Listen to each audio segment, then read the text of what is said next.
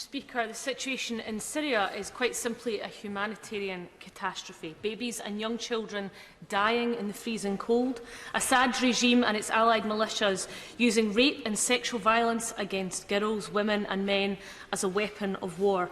Mr. Speaker, Western global powers of this world must not stand by and turn a blind eye to these actions. The UK ambassador to the UN said that what the Syrian government is doing on the ground is protected by a Russian veto, and called on Russia to end its support for this murderous campaign and the barbaric Syrian government.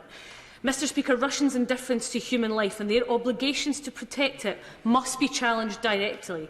So will the Secretary of State respond to calls from my right honourable friend, the member for Ross, Skye and Lochaber, where he said and challenged Russia directly, the UK government to put pressure to establish a humanitarian corridor, both in his letter on the 21st of February and in this chamber on the 12th of February. We need deeds, not words, Mr. Speaker. Hear, hear. Hear, hear.